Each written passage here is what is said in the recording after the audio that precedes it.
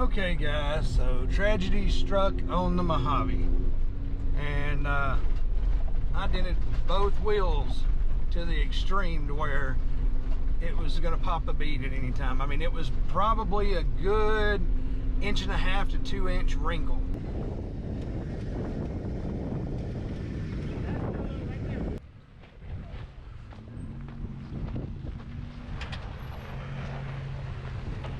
You good on your line?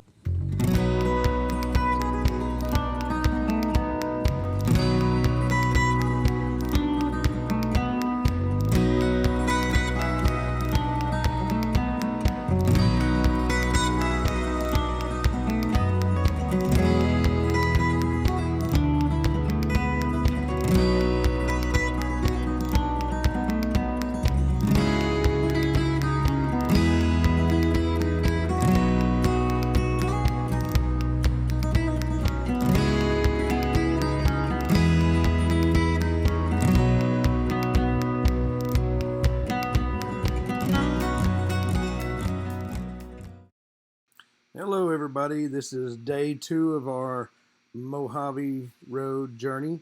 We do end up getting almost to the end on this day. We had some unexpected issues and things of that nature that ended up making us kind of make just a line for the end. And plus, and in the area where we were actually wanting to camp, the winds were really high, and we just decided we wanted to find a place that had a little bit more shelter from the wind and stuff like that. So pushing through, we ended up pushing on through until Afton Canyon, and there is an awesome campsite there that you will see soon. But y'all, this is the best section of the Mojave Road, the central section.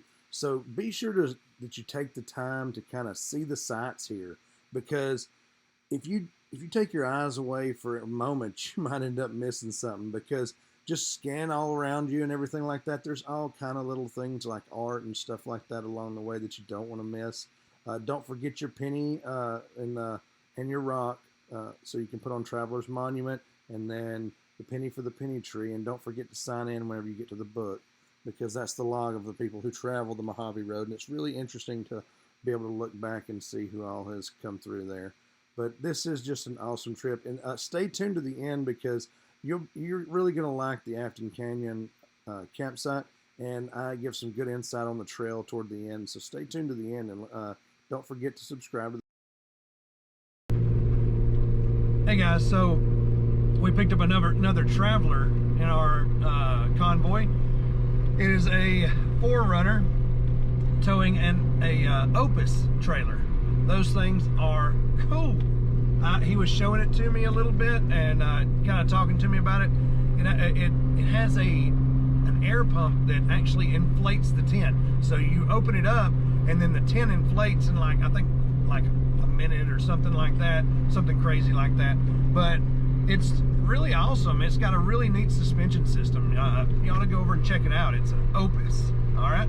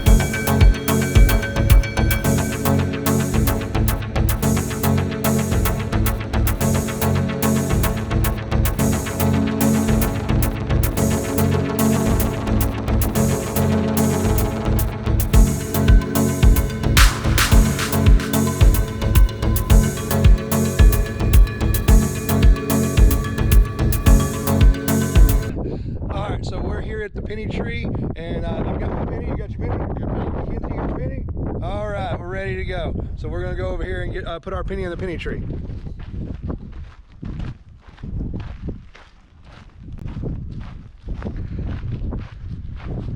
Mackenzie, go first.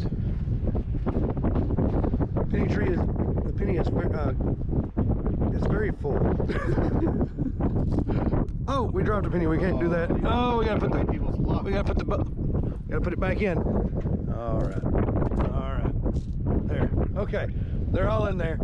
Now we're gonna go see the other stuff. On the Mojave Trail, you're gonna find all kind of little cool things just kind of spread out. People just come out here and then they just start a piece of art and then it just kind of blossoms. This has got a lot of dinosaurs and stuff like that on it. It's a cool little tree. This is what caused Mike to actually spot the penny tree, is he saw that tree out there with some different colored things that it's one of these things is not like the other situations, and it actually caused him to stop and for us to actually find the penny tree. But yeah, these little guys are spread out all over the place in this tree. You can sit here and look and just see if you can name them all off.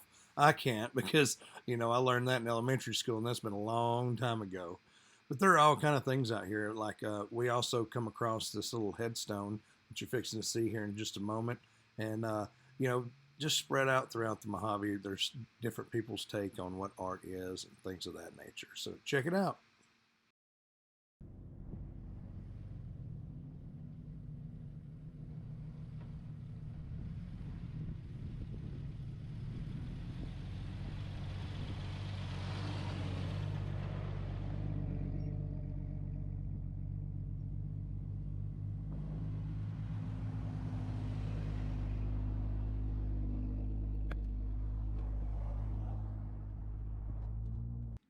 Hey guys, this is the Mojave Desert Outpost. That is the number for reservations. I did call and I could not get anyone on the phone. I did get an answering machine.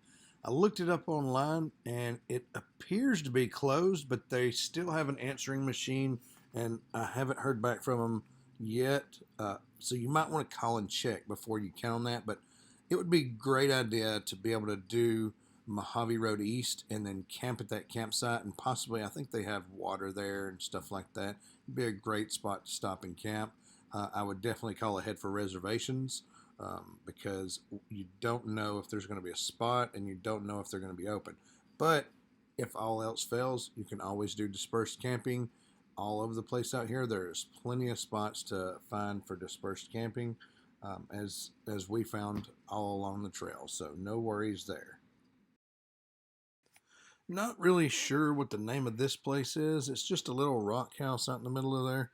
It's after you get on Central, just a little ways in, it'll be off to the right. You can just kind of pull off. You can see it from the road. It's not hard to find.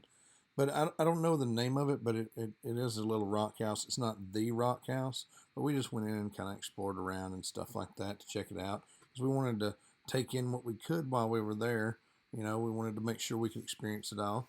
I didn't have any stickers, any GrayLine Overland stickers, because as you'll see walking in here, some of the guys that have YouTube channels have put their stickers on this old stove that's in here. It's pretty cool. I saw 395 Junkie and a couple others in there that I watch, and yeah, it was pretty cool. But I suggest that you take the time to really see the sights as you travel along the Mojave Road, because there is a lot of cool stuff to see. So just take your time and make your way through there. Spend the time out there. 3 days is definitely a good amount of time to do it, and you'll be able to see a lot of the sights. Right here we managed to hook up with another group of guys that were on the trail. They were at the beginning of this obstacle, and we were at the very back of the line, so we decided to take in the views and get a few videos of these guys while they were coming down the trail. There are spots where this one right here will get a little tipsy here in just a moment, and it's a good idea, guys, whenever you're doing stuff like this. You'll see he kind of keeps one wheel on the high side and then puts one wheel off into the hole. Not really the best idea, because in that situation, you're going to kind of tip over like he does right here, and it really kind of spooked him a little bit, and they caught him, and they adjusted accordingly. But yeah, he was in a pretty tipsy situation right there. But this whole obstacle can actually be avoided by just going around it. There's you have to turn off to get onto this, and you can just easily go around it. The map showed us going around it and just be able to meet back up. But I actually wanted to take the bean through it to see, so we could get some good video and see how it handled the terrain there. So yeah, it was a lot of fun. But these guys, they adjusted, and they got everybody through safely, and no problem. So here we go.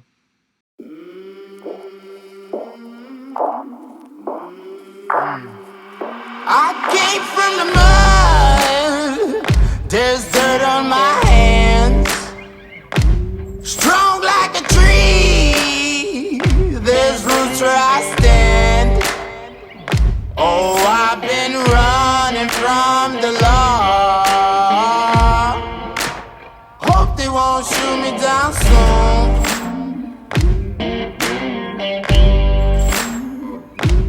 They sing on a sleepless night.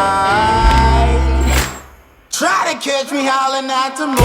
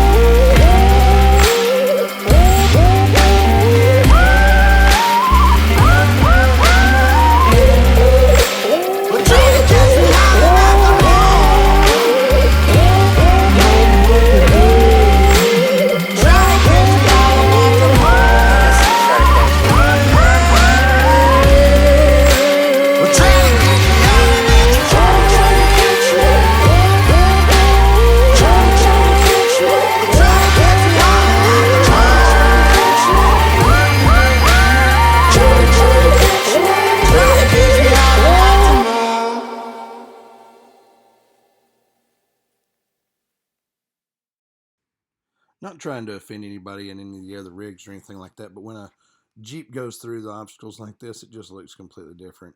Mike is always complaining about the flex in his Jeep, but you know, even the YJ on leaf springs, look at that. I mean, that is a whole lot of flex especially for a leaf sprung vehicle. You know, it is a different creature whenever you're in a Jeep and you're going down stuff like this.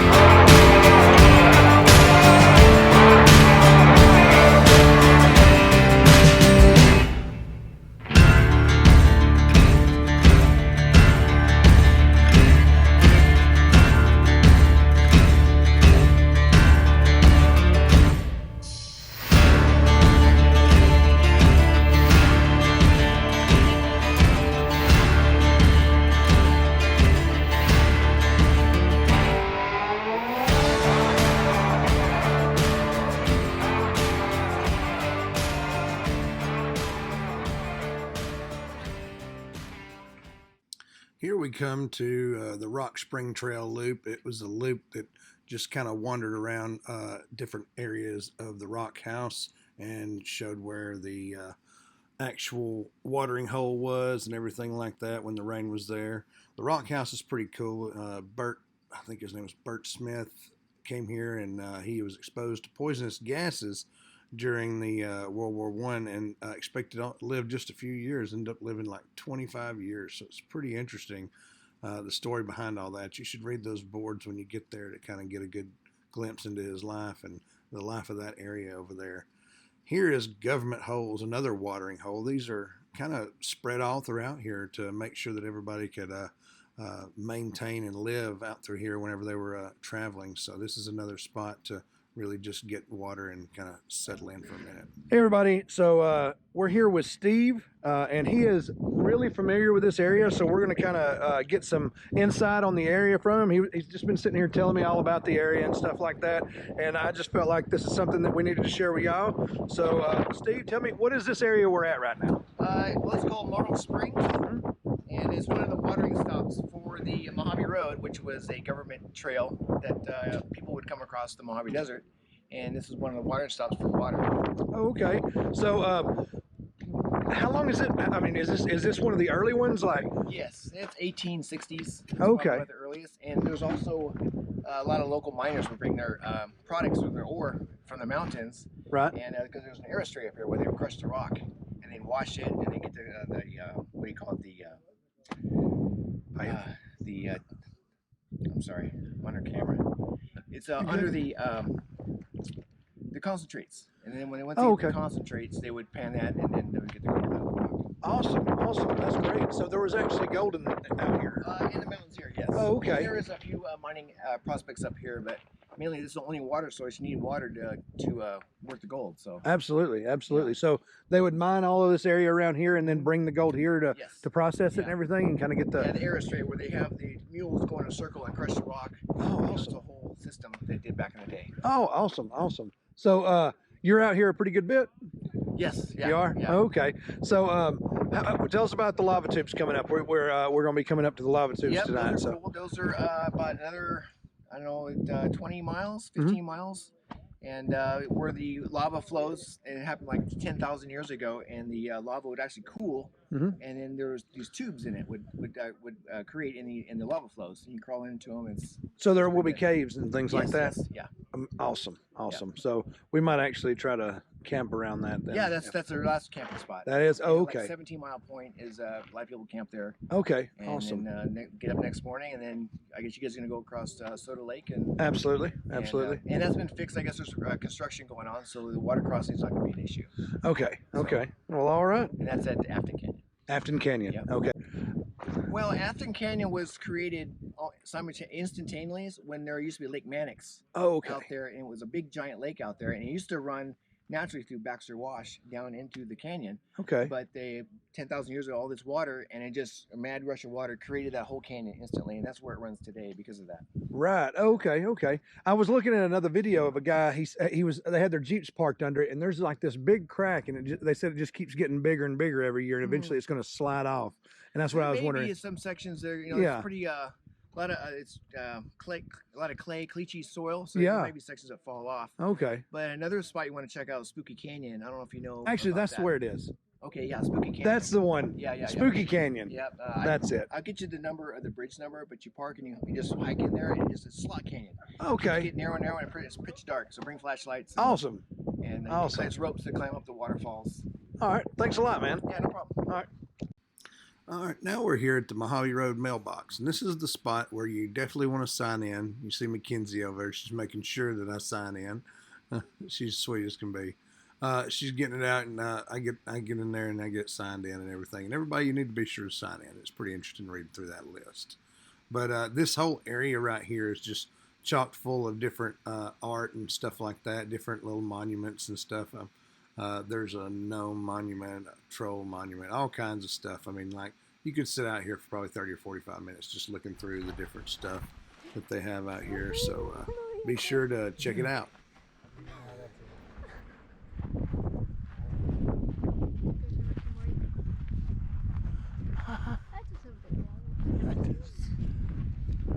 Hey guys, so the rigs that you see out here, you're gonna see all kind of stuff. That's a power wagon with a little pop-up camper on it. It's pretty neat. Anyway, so this is the lava tubes, and we were gonna spend some more time out there, but we were kind of wanting to make sure that we could actually make our distance. So we ended up, and it's not really apparent where they're at. I wish I had known where the caves were, but we went around looking for them for a while, but we never really ended up finding the caves. But now to see these lava tubes, it's pretty cool. Would have loved to have gone inside, but it just wasn't in the cards today. So we ended up pushing on and didn't stay here very long. We probably, I don't know, probably 15, 20 minutes, but it would have been really nice to have found those caves. Maybe next time. Hey guys, so I'm sitting here at the beginning of the Mojave Trail West section. We've just completed the central section. It's amazing. I have to say this is probably my favorite overlanding trail, possibly my favorite trail period, but I'm going to say my favorite overlanding trail right now because it's just so much fun and so beautiful out here. I mean, I can't say enough about how beautiful the Mojave Desert is. I didn't think that I was going to find a desert out here because I've seen Antelope, and it kind of burnt me out, and then the dunes, it kind of burnt me out, and I didn't really think I was going to find a desert out here that I could say I really liked, but this is it. All right. This has got all kind of vegetation and stuff like that, and just wildlife and things of that nature. And so we're fixing to hit Mojave West, and we're going to work our way towards Traveler's Monument and all of that. There's a mine up here that we're going to get to see, hopefully go down into. We've got Spooky Canyon coming up, Afton Canyon coming up, all kind of good stuff in this one. So stay tuned because we're going to bring you a lot of awesome stuff on this video. Okay, guys, so here we go. Okay, guys, so tragedy struck on the Mojave. We were pushing a little too hard. I had a feeling that we were pushing the trailer a little harder than I probably should have, and I dented both wheels to the extreme to where it was going to pop a bead at any time. I mean, it was probably a good 1.5 to 2 inch wrinkle, like caved in, and on both wheels. Thankfully, we were able to use the hammers. We had a dead blow and a no bounce. And me and Mike working together because it took a lot of work, we're able to get the wheels bent back to where we think they're going to hold air.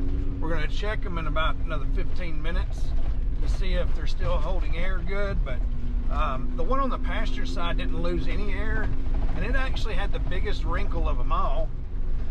But the one on the driver's side, it actually had lost some air, and it actually lost a little bit while we were there before we got it bent back up all the way. So we're gonna have to keep an eye on that one for sure.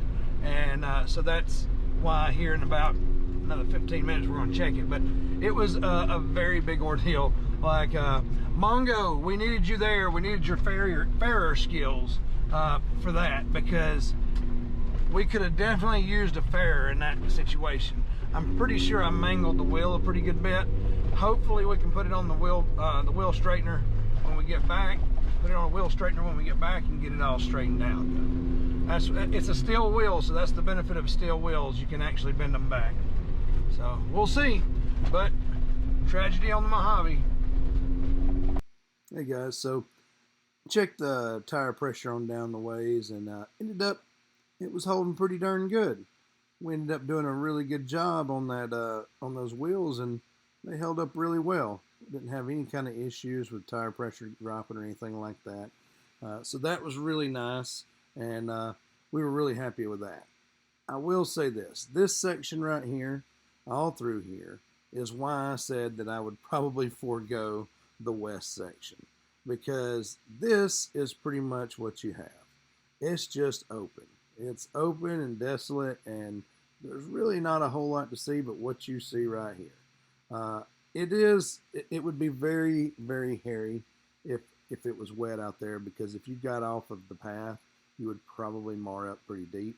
But this is just not for me. I mean, if I had like, if I wanted to go fast and stuff like that, it might be fun. But I'm not big into the hauling butt across there kind of stuff. So we're here at Traveler's Monument. I'm trying to keep us out of the wind as much as possible, but it's kind of impossible whenever you're on a dry lake bed. It is very, very big, to say the least, as far as the dry lake bed. So we got our rock right here. Mackenzie, you got your rock? She's got her rock right there. Where's your rock? Right here. All right, let's rock and roll. Let's go put our rock and let's see what the... And by your rock, you mean the rock that she brought for you. Oh, you got one too? Yeah. Now you're just gonna keep that one. Yep. So, we gotta put our rock. Well, it says something, and that's for you to find out. So you need to come out here and check it out and see what it says for yourself, because I ain't gonna spoil it for you. So for the next several miles, you have a lot of this. So be sure that you look for the markers for the Mojave Road and stay on the trail, because it would be easy to get lost out here. If all else fails, just head west and you'll eventually find your way. But there are a lot of different ways that you can make it across this section, so just keep that in mind, and like I said, keep heading west if nothing else. And from here we will end up hitting the bridge and stuff like that. It's pretty cool, so stay tuned. And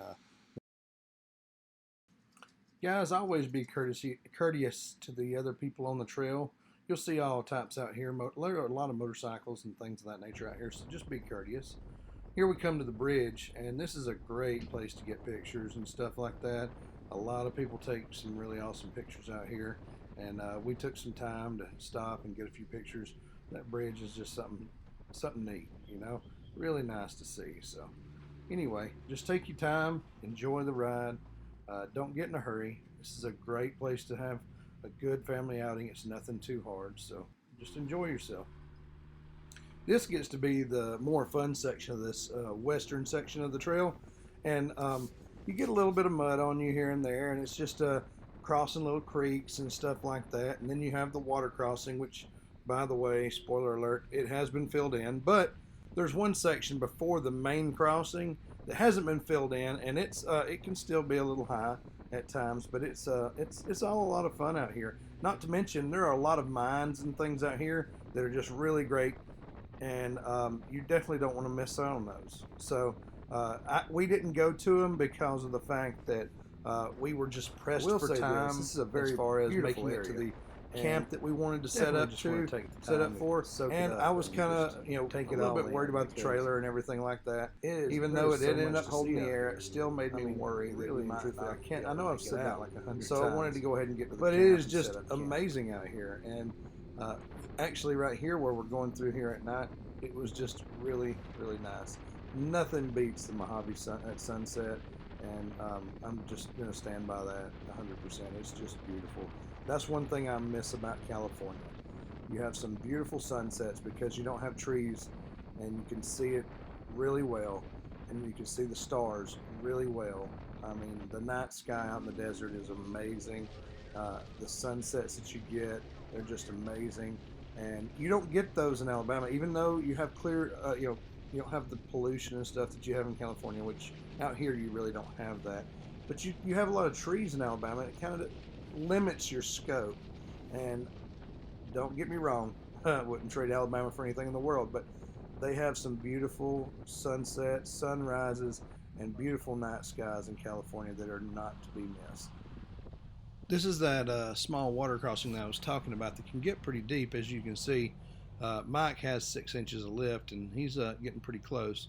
The bean actually did get up to the doors and past the doors, and it didn't have any water get in there, thankfully, so I didn't have to worry about cleaning up a mess once I was at camp or anything like that. So chalk went up for the bean, big score, did great, pretty happy with it. And but yeah, it's still a nice little water crossing, even though they did fill in the main one. So here we go. Stay tuned, and we'll be at the main water crossing. You can see how anticlimactic it is now.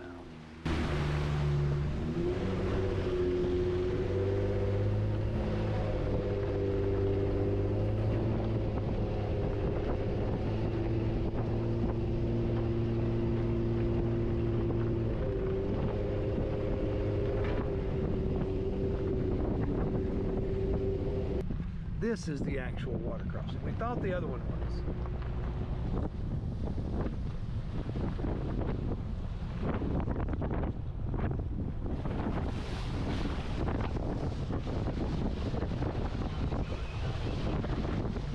It's definitely been filled in. This isn't even as deep as the other.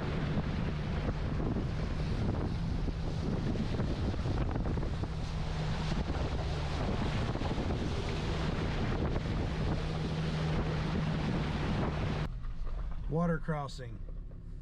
The first one was better, and it wasn't even the real one. Hey guys, Kevin again.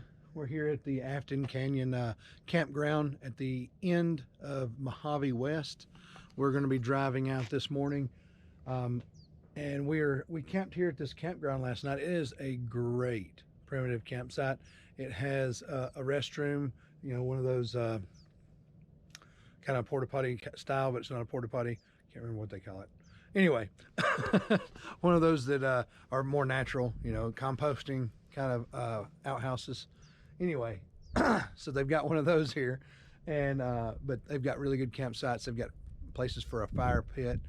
You know, they've got a fire pit. They've got a grill in the campsites and a picnic table. So they're really well equipped as far as for the overlanding community and people like that. And it's only $6 a night, guys. So that is actually really, really cheap. You know, like when you go to Moab, most of the time you're going to pay like $20 to $40 a night, unless you find a you know, a nice one that's primitive, that's run by the BLM or something like that, and then or a state park, and then usually it's around 20. But some of the ones that have like hookups and stuff that you have to get are like sometimes $30 and $40 a night. So $6 a night is really cheap. I mean, that's really, really cheap, especially for how nice this place is. It is a first come, first served basis, and there's not a whole lot of sites, but you know, I don't think that this gets as much traffic as say Moab or something like that would. So most of the time you should be able to get you a site. And the ones on Mojave Central are pay as well. And I believe that they actually have a bathhouse for that one, but I'm not 100% sure. I didn't see, I saw a water tower out there. So I'm thinking that they actually have a bathhouse out there at that one. And I don't know the price on that, but I will get that for you and put it in the video for that.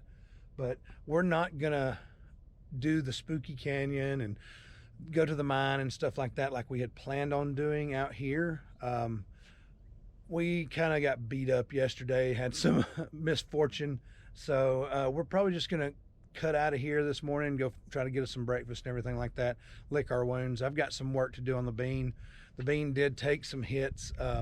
Got to get the wheels, try to get them straightened. I've got to get some wiring sorted out because it did shake the wiring loose and some on the heater and stuff like that. So I've got to handle that as well. And so I want to get home, get it cleaned up, and get it work on it and get it all straightened out, because I've got somebody renting it out for the next weekend. So got to get it ready for them and get it sanitized and all that, so everything's safe. But anyway, overall, this trail is amazing. I would skip west, just to be honest. West is not great. Traveler's Monument is there, and if you want to see Traveler's Monument, you got to go in and do west, and you know that's in the middle of Soda Lake. And I could see where if it was wet, Soda Lake would not be passable, because oh my goodness, it looks like a big old dried up mud hole, and I am fairly certain that would be like driving out on the Salton Sea, and I'm sure y'all know how that turns out whenever it's wet. But I would definitely forego west, just me, especially if you're hauling a trailer. It's a whole lot of whoops and rollers and stuff like that are just and washboards, and it just beats you to death, and it's just not fun. Maybe if you're in a trophy truck, this might be okay, but it's just not fun in this. Now, do I think that coming to west and coming to the end, like where we are, is a good idea? Absolutely, because just a couple miles up the road, you have up the trail, you have the Spooky Canyon, and you have also a mine up there that you can go into, if I'm not mistaken, and you can actually go really deep into that mine, if I'm not mistaken. They may have closed it off, but I think last time I heard that it was still open, and there was people out there yesterday, so I think you can probably still get in there. So come out here and check it out. like I said, as a whole, the Mojave Trail is my #1 overlanding trail. It's close to being my #1 trail altogether. So we'll see you next time. Sorry about the wind, guys. We're at the end of the Mojave Road. Like I said before, I think this is definitely a worth doing trail.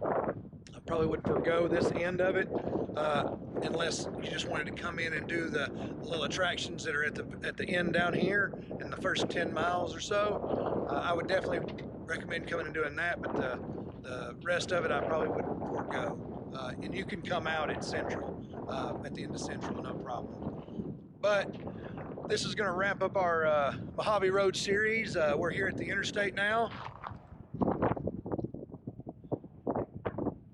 That's Interstate 15. There's a little market over there and stuff like that, so you could get stuff if you were here while they were open, apparently. I don't think that they're open right now, but we're fixing to get on the interstate and head back towards San Diego.